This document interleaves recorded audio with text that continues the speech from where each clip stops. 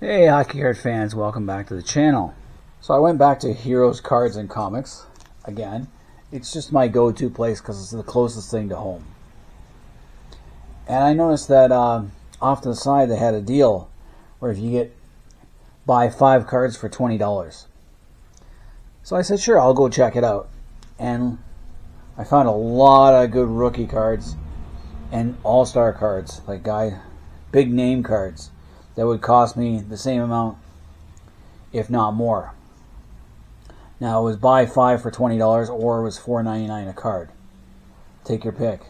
So I went with the 5 for $20 deal. So I spent $40. And first up we have from the 1984 O-Pee-chee set. So this is the 83-84 stat year. This is when the Edmonton Oilers won their first Stanley Cup. I have, from the New Jersey Devils, center Pat Verbeek. This is a rookie card. $4.99, but because I got 5 for $20, I saved $2. Basically, I saved the taxes made up for the extra price. Card's in great shape. I'm only missing 7 cards from this set. Steve Yzerman being the biggest one. Pat LaFontaine. I think I'm missing Tom Barrasso. Doug Gilmour. Gretzky. I used to have this whole set up until 1995. And then when I left to go to Korea, I can't remember if I left it at the apartment I was living with my ex-girlfriend, my girlfriend at the time, or if I brought it home. So I can't remember what I did with it. All I know is either my ex-girlfriend took it or my brother stole it at home. Either or. No idea what happened to this set. I had the whole set. Now I had to recollect it. That really sucks. Pat Verbeek went on to win a Stanley Cup with the Dallas Stars in 98-99. I always thought he won one with New Jersey. But he only played one playoff series with New Jersey back in 87-88 when they went to the semifinals and lost a heartbreaker. Spent the 80s in New Jersey, then went to the Hartford Whalers, spent some time with the New York Rangers, then the Dallas Stars where he won a cup, then Detroit, then back to Dallas. Played like over 1,400 games, had 522 goals, 1,062 points, but what gets him is the minus 46 plus minus. He also had 2,900 penalty minutes. So he was kind of a pesky guy. He was only 5'9" with 190 pounds soaking wet.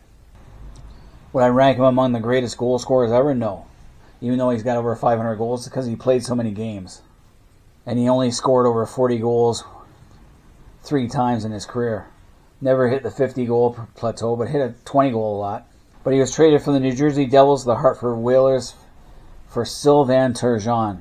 I definitely think Hartford won that deal, getting a guy like Verbeek. And then in 1995, he was traded from the Hartford Whalers to New York Rangers for Glenn Featherston, Michael Stewart, round 1 pick in the 95 draft, which turned to be Jean-Sébastien Giguère, who went on to play for the Ducks as a goalie, and then a round 4. I'm going to say Hartford won that deal because Glenn Featherstone played. You trade other picks around. And he only played one full season with the Rangers. Alright, so that's the first rookie card. The second rookie card I have is from the 1974 O-Pee-chee set. So 73-74. It's when the Philadelphia Flyers won their first Stanley Cup. And it's goalie for the St. Louis Blues, John Davidson. Love the stash. Look at those pads and that blocker and trapper. I remember wearing stuff like that in the 70s and early 80s.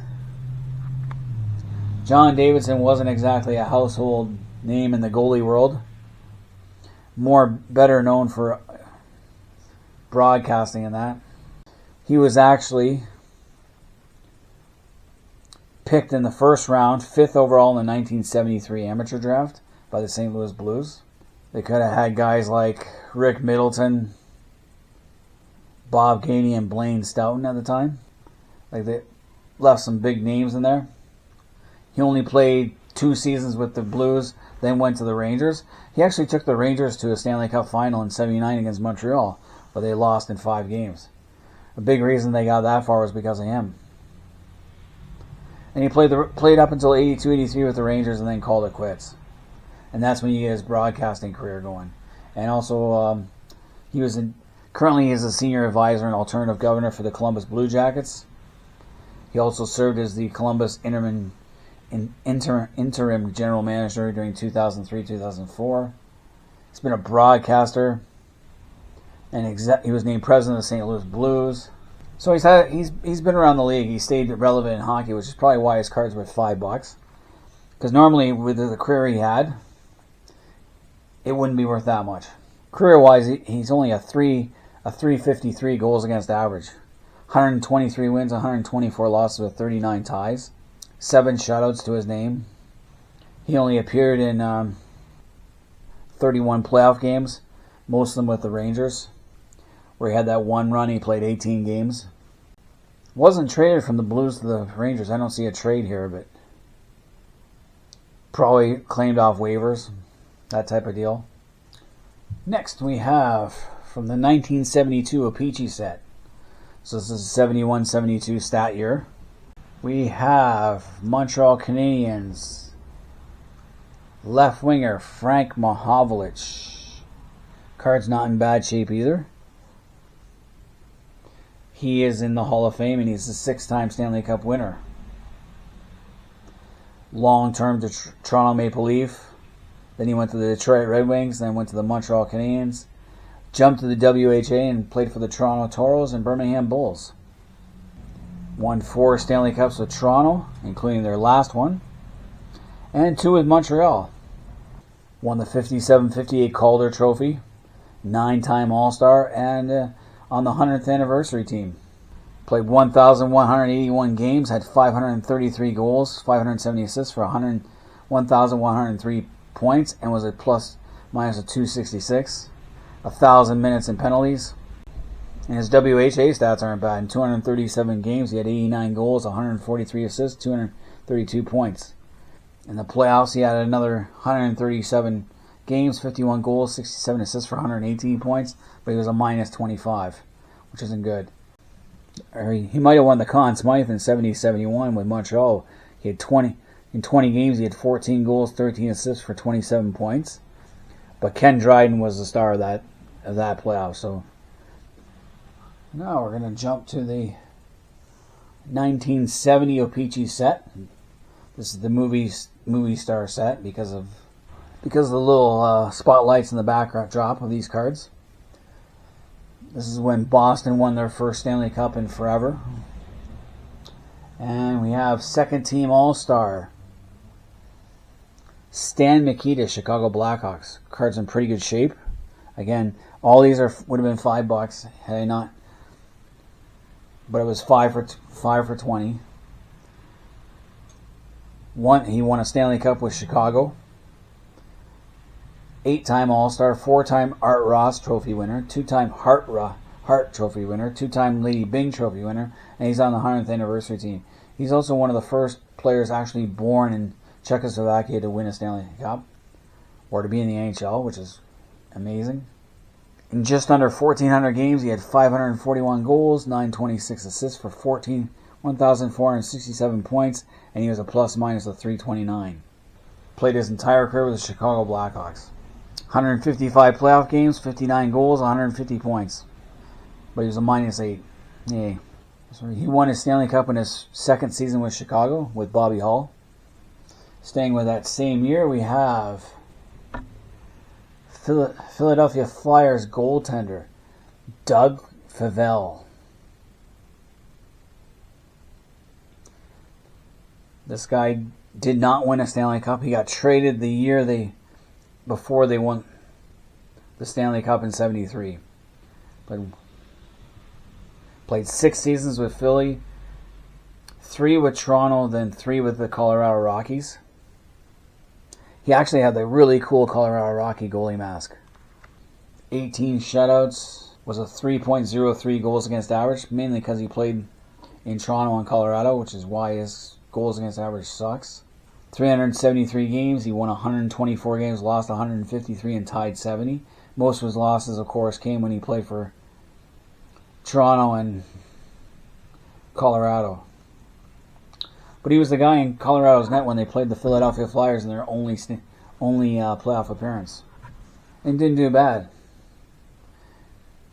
Had a 3 goals against average with 9.33 save percentage in the Philly game. They were close games. They wasn't blowouts. The first one went to overtime. So in 21 playoff games, he was 6-15. Most of his wins coming with Philly. All his wins coming with Philly. Let's see what he got traded for. So he'd actually been the property of the Boston Bruins. Claimed an expansion draft by the Philadelphia Flyers in 67 from Boston.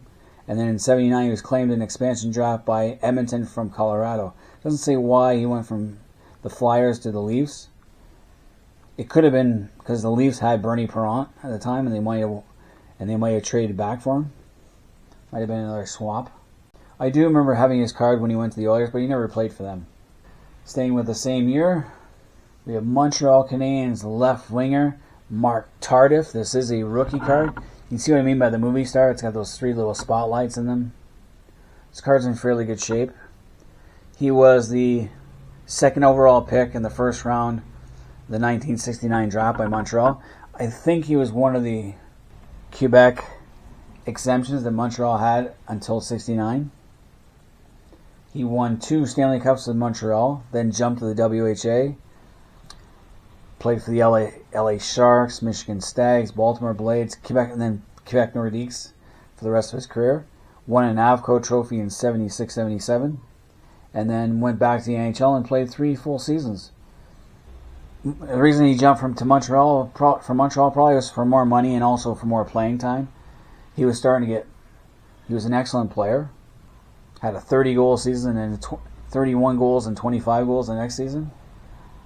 But then Lafleur was coming up, and just he's getting pushed back and further back the depth chart.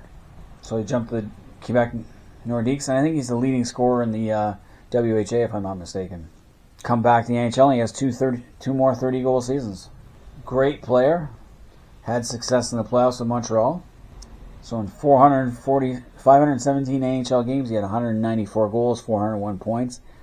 In 446 WHA games, he had 316 goals, 350 assists for 666 points. Excellent player. Now going with our 3rd Hall of Famer. This is in the same year as the Tardif card. We have New York Rangers center Jean Rattel. He is in the Hall of Fame.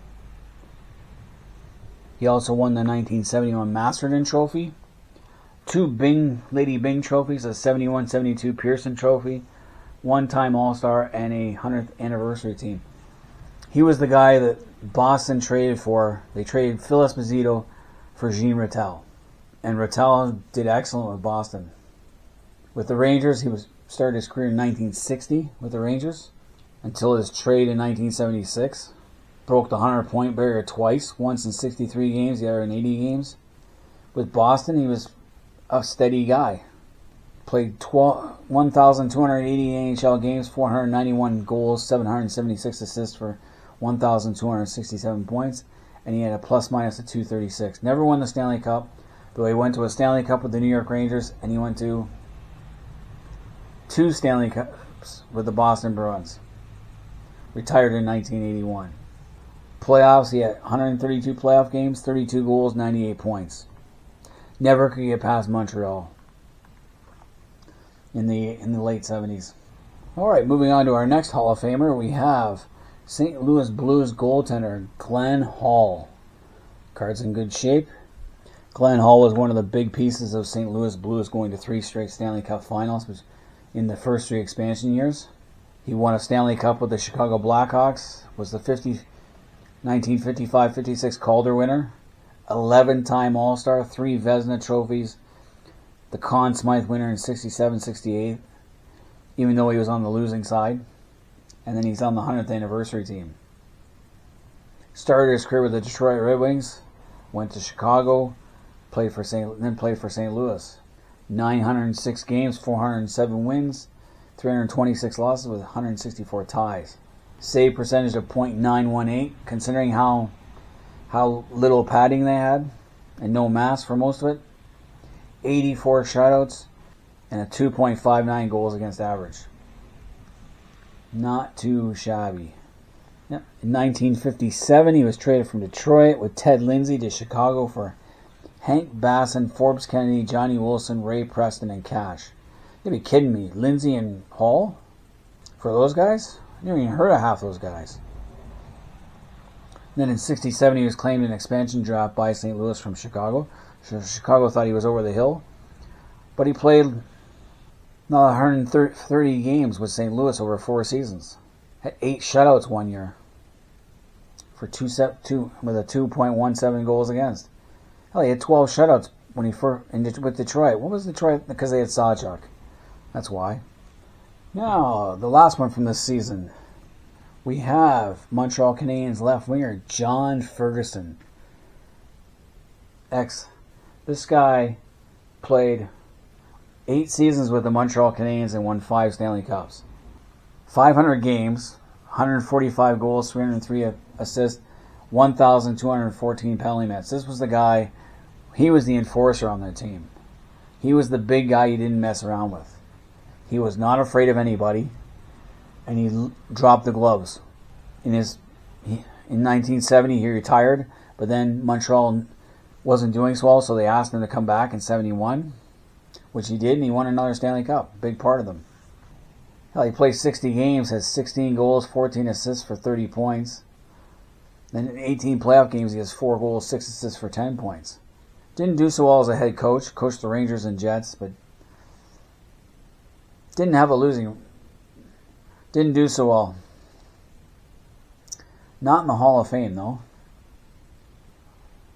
But definitely an interesting guy. He was also in the 72 Summit Series as an assistant coach.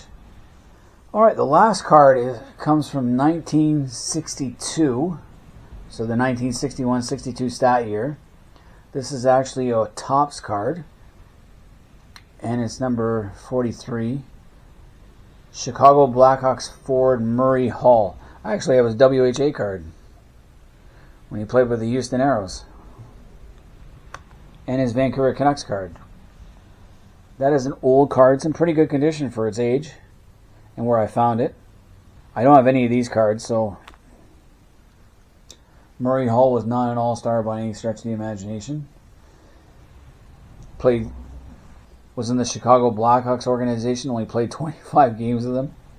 Then he went to Detroit Red Wings, where he played another 13 games over a few course of his career. 17 games with Minnesota, 100 games with Vancouver, just over 100 games. Then he went to the WHA and played 4 seasons there. 164 NHL games, 35 goals for 83 points.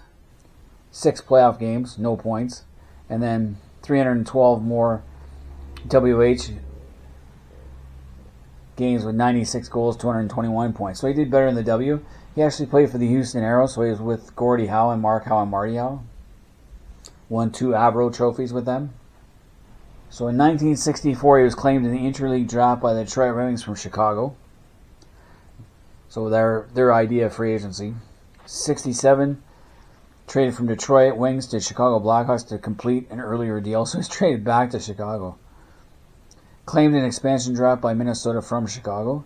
And then in 67, December 26, 1967, traded from Minnesota North Stars with Doug Johns, Len Lund, Ted Taylor, and George Duke Harris to Rochester Americans for Jean-Paul Parise, Milan Marchetta, and a player to be named later.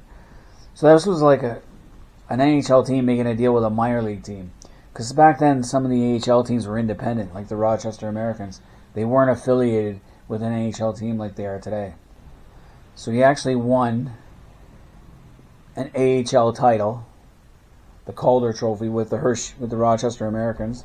Then he went and won 2 Western Hockey League championships with the Vancouver Canucks before that team was given to the Vancouver Canucks and became an NHL team. Interesting. So there we have it, 10 cards from several different sets, from the 80s to the 70s all the way to the 60s. we have 4 Hall of Famers. One guy who might get in the Hall of Fame one day, Pat Verbeek. And a couple of other interesting guys like Ferguson and Davidson. All you hockey card fans out there, let me know what you guys think of this Hall. Do you think Pat Verbeek should be in the Hockey Hall of Fame? Leave comments in the comment section. Until next time, this has been Hockey Night in Belmont.